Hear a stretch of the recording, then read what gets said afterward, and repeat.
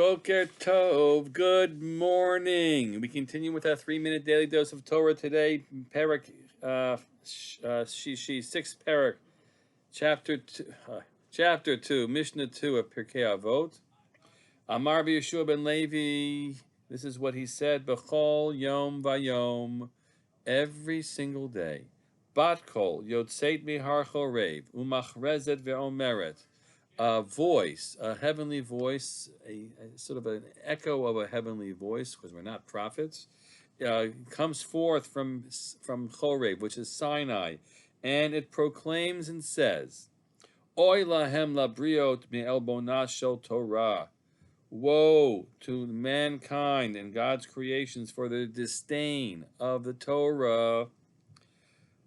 Shekolmi sheno osek b'Torah nikren azuf. Anybody who, and all those people who don't involve themselves with Torah, that person's called rebuked, and quotes a verse of Mishlei that used to support that teaching.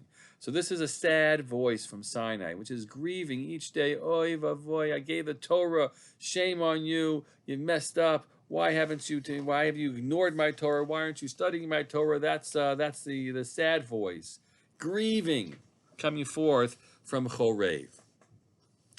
And I don't know who hears it because it doesn't seem to have much of an effect, but it's sort of coming out.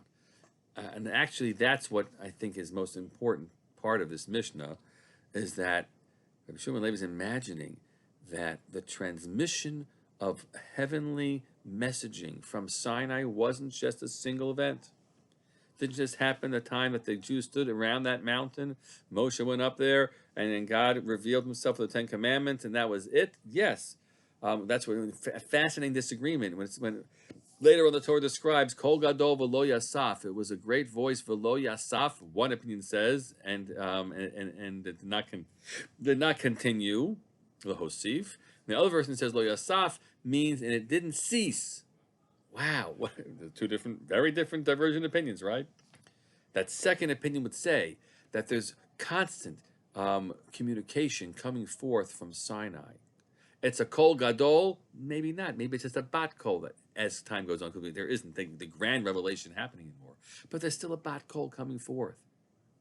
And those of us who hear the bat kol as saying shame for people ignoring the Torah, so then we've got the channel's on, but we're just receiving the musar. But if we can just dial it a little differently, we can hopefully hear the true revelatory messages coming our way, saying, "Here's my Torah. Here's my Torah. Take it."